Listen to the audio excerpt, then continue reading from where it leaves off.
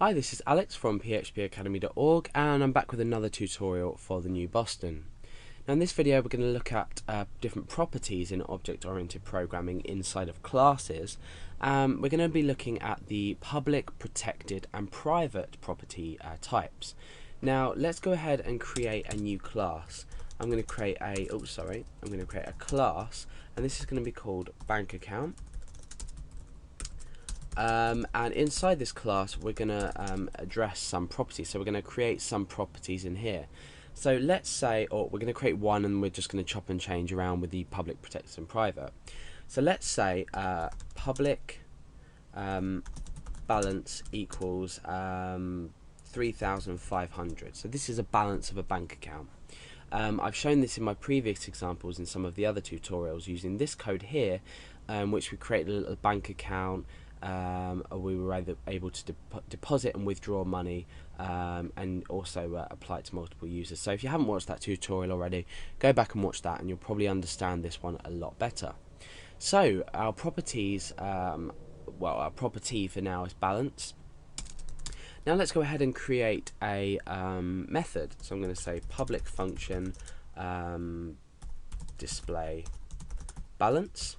And what this is going to do is it's simply going to return this balance. Now, if you haven't already come across this here is a representation of the class as a whole. So what we're doing is we're taking the balance, and bear in mind we're not using a $sign here.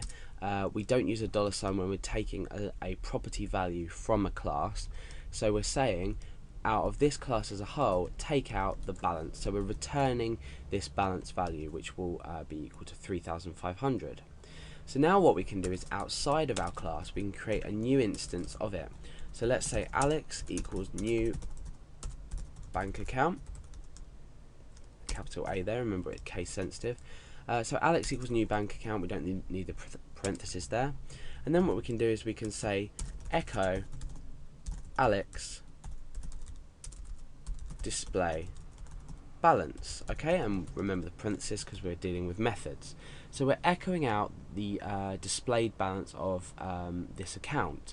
So let's go over to our browser and check this out. Okay, so you can see that in our browser we have the value 3,500 that has been written back to us. So what we've essentially done is use this method here to return this value here, this property value, and then display it using by calling the method, if you like.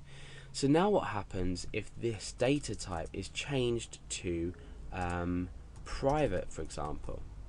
Now let's go back to our page, and just with this simple change, when we refresh this time, oh, okay. Right, I see why. So what we've basically let's go ahead and change this program around. So we've got public balance to start with. What we're doing in here is we're displaying the balance, but what we can do.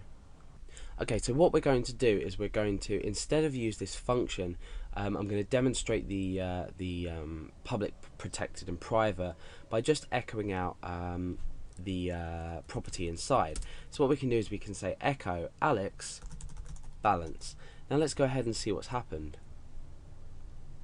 So at the moment we have our property set to public. Now let's see what happens if we set it to private and we refresh.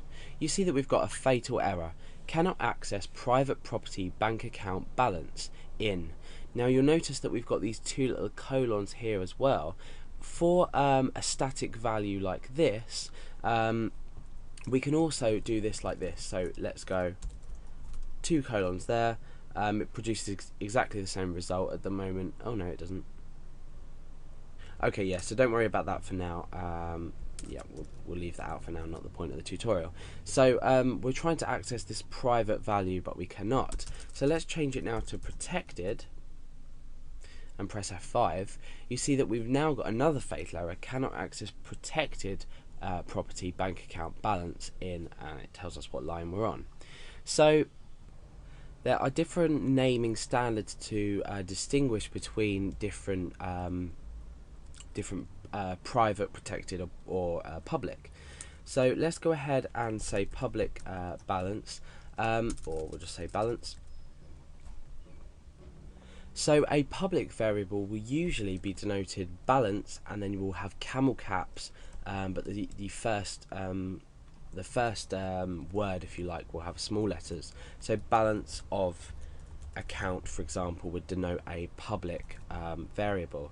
So let's go ahead and refresh this. Oh, okay. Balance of account. There we go. Let's just update that. Let's go ahead and refresh, and oh no, okay, so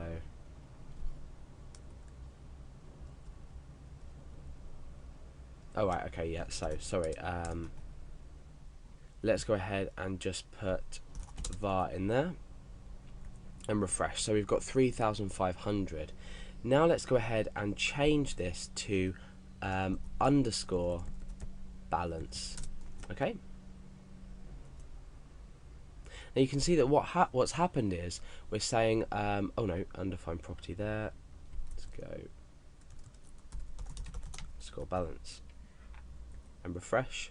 Now the value stayed the same, but we've got an underscore balance here, and for protected properties we use an underscore and then a T.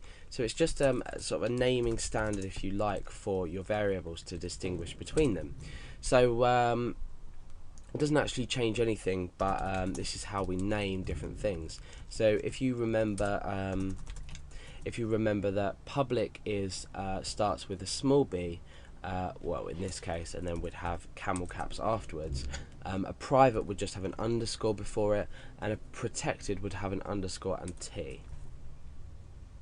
So you can see that with the public keyword we're able to access the variable outside. However, with the protected or the private we're not. So let's go ahead and call this method again, so display balance, and let's go ahead and refresh to make sure everything's working properly. Okay, so 3,500. Now let's change this to private. So what's happening now is we're returning the value inside here, and it's a private data type, whereas before it didn't let us. Let's check what happens. Okay, so it comes up with 3,500. So it's allowed us to use this private balance within our class. So now let's go ahead and change this to protected. And let's come and refresh. And you can see that this time it's still displayed it. So you can see that while we're accessing things inside of our class, protected and private are both going to allow us to do this. However, public is going to allow us to access it outside. Now, why do we do this? What's the reason for our public, protected and private keywords? Now, if you were to have a variable inside here, such as the bank account balance, that you didn't want to allow to be displayed on its own, you can set the type to private, and this means that the integer as a whole, or the variable in general as a whole, can't be accessed outside unless a method within returns that value. So, for example, balance we want to keep as a private value, so we can't say echo Alex balance. So this line here will work because even though it's private, the method inside of it is accessing this variable. We're not accessing it from the outside. So we're calling a method that is accessing this variable, or this property rather. But however, echoing out Alex balance is not going to work because we are trying to access it from outside, and it is a private property type.